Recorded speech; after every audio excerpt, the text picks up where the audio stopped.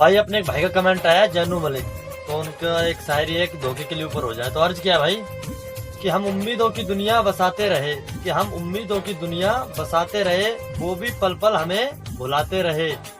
जब मोहब्बत में मरने का वक्त आया ना दोस्त, हम मर गए और वो इस तरीके से मुस्कुराते रहे। किसी को वफा के बदले वफा नहीं